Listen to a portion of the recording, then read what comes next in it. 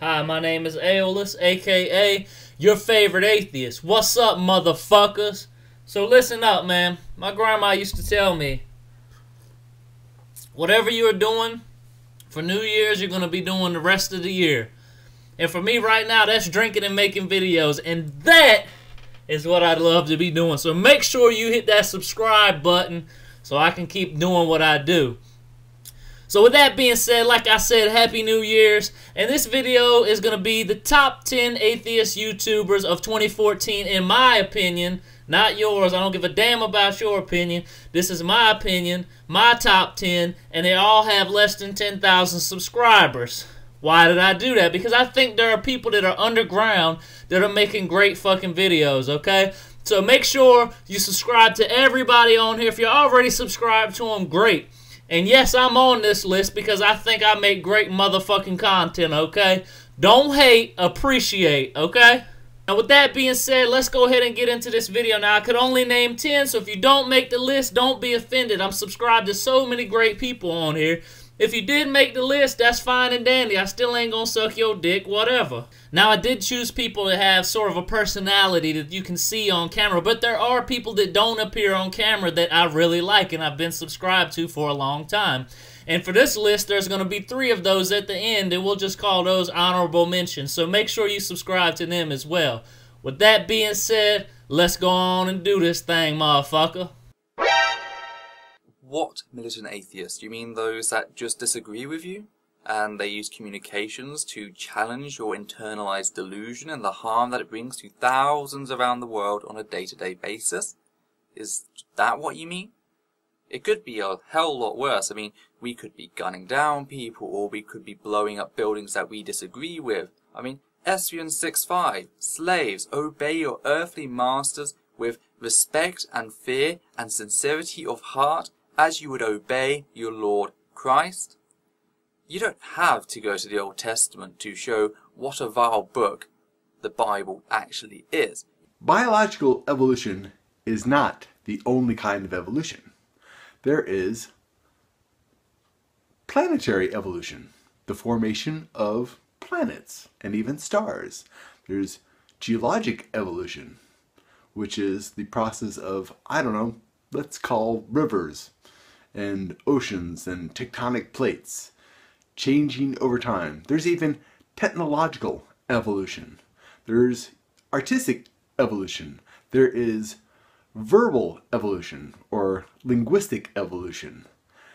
Everything that changes over time evolves. I mean, if the existence of something doesn't add to the prediction and explanation of phenomena, how is it supposed to cover the costs of believing it? Nature, as it is addressed by scientists, is not just the realm of things that can be ogled or fondled. Nature, as scientists understand it, is stuffed full of unobservables and unhandleables, like quarks, centres of gravity, and more rarely mental states. So your kippered herring, sir, it does not distract the hounds. Are you seriously suggesting that we surrender the justification of belief to faith, intuition and common sense? The track record of those things as justification is dreadful, deadly in fact, to the point where it becomes a moral issue when people advocate faith as public policy. Furthermore, claiming that belief is a moral choice and thus that God will punish you if you don't believe in him isn't even an argument, it's a threat. You know, removing these ill-gotten privileges or granting equality to minority religious groups or non-believers is not taking rights away from anyone, and it's not persecution. It's simply equality. That's what our nation stands for. Equal rights for all, not special rights for Christians. Okay, so, taking away privileges that were ill-gotten, or, making it equal for everyone. For example, when Christians want to put the 10 Commandments at a courthouse or a state capitol, really it shouldn't be there, because our government shouldn't have any business in religion. But if they're going to allow that, then they have to allow equal access to other religious groups. And that's not taking anything away from them. That's just allowing equality for everyone. And that's the bottom line. How do you fight a disease? Well, you need a cure.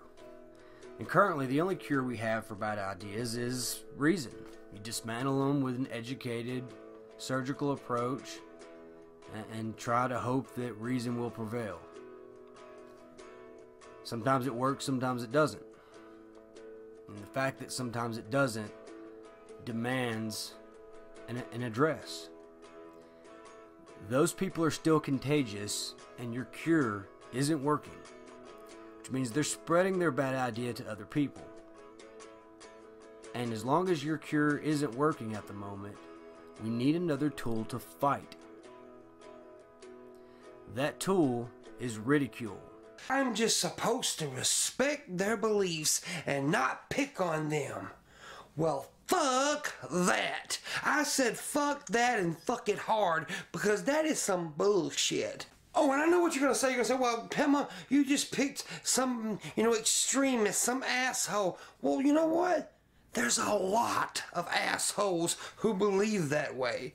They may not be up there shouting it behind the pulpit, but they fucking believe that way. You want to know why? Because the Bible tells them to believe that way.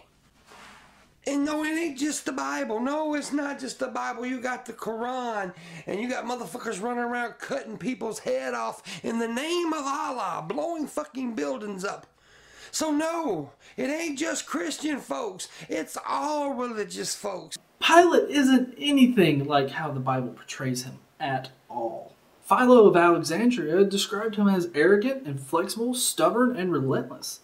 He is also known for incredibly violent acts against innocent people, rapine, which means violently seizing someone's property, and senseless murder, whether or not someone was innocent of their crimes. Philo wasn't the only one either. Josephus characterized him as extremely corrupt and cruel. This does not sound like a man that would need to be pushed or threatened into killing Jesus, whether he was innocent or not. This is highlighted by the fact that he ordered the killing of Jewish protesters and innocent bystanders and didn't lose sleep whatsoever over these acts. In the Bible, the Jewish elders are portrayed as pushing and ordering him around. The real Pilate would have seen this as enough to fucking kill you on the spot. Yet, we find nothing like this in the Bible. The Jewish elders walk around with their big circumcised dicks hanging out all over the place and are free to bully Pilate into condemning Jesus to be crucified, which in reality, they wouldn't have had to do that at all. Actually, Pilate was known to do the exact opposite of what the locals were asking of him. Atheism is not the assertion that there is no God. Atheism is not Satan worship. Atheism is not anger at God. Atheism is simply put a lack of a belief in God because there's no fucking evidence. I have to explain this about 30 times a day. You see, most people become atheists because they've lifted that damn book and read it cover to cover. It makes no sense at the end. You're like, what in the actual fuck was that? That was a pile of horseshit. Like hashtag horseshit. You can't read those books cover to cover and come out still believing. That's why I know that religious people haven't read it. Sure, you read the pretty parts. You highlight them and dog-ear the little pages and all that crap. But I highly doubt you've read that shit front to back, because then you'd be amongst us.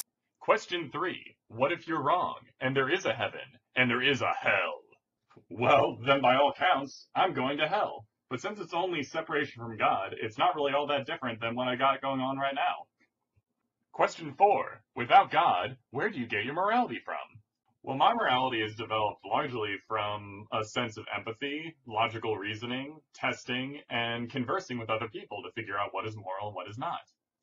Too bad I don't have some kind of ancient, outdated book to derive my morality from, but my way seems to be really effective, unlike some people's. Question 5. If there is no God, can we do what we want? Are we free to murder and rape, while good deeds are unrewarded? To paraphrase another atheist, Penn Jillette, I rape and murder exactly as much as I want to. Never. I do wonder, however, how often you would rape and murder, if you didn't think you had your God watching you. Your job's just to warn us. Well, fucking thanks. We've been warned enough, okay? We know all about Christianity, okay? You don't need to warn us anymore. Goal achieved, mission accomplished. Go back to your little corner and pray 10 times and come back when you're ready to be rational. Christians did not invent marriage. Marriage has been a part of human history throughout all of recorded history, which means marriage existed before the Bible was ever penned into existence. Think about that. So no, the truth of the matter is no, I do not wish to just disprove a God's existence. Personally, I'd rather there be one, but, you know, the world looks exactly as it would look if there was no God. Now, I don't remember who said that, but whoever said it was a fucking genius, because they're right. If you look around and you see, I guess some people look around with their blinders on like this, like, oh, look, oh, a tree, it's proof of God's existence.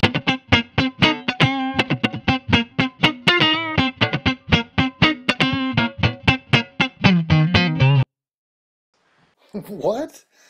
Did he just imply that artificial selection was creation? We know that we took the wolf and we changed it into all sorts of crazy-ass dogs. And that's proof that selection is the core of breeding, which is the core of favoring certain characteristics within a species. And then the species just travels down that branch of heredity. The fact that in the case of dogs, it was primarily humans that decided what kind of dogs would live and breed, that's supportive evolution. And it should show you what random mutation plus selection of any kind does. The fact that the Gospels don't exactly match has been an ongoing problem for both believers and scholars.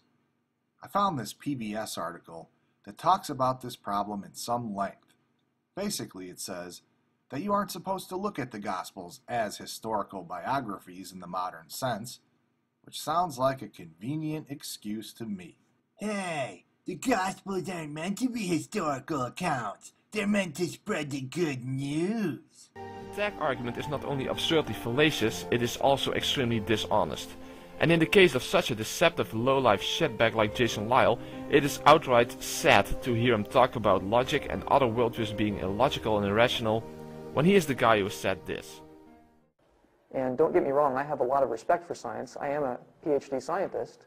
Ultimately, if the Big Bang were good science, we would still have to reject it in favor of Scripture, because Scripture is never wrong.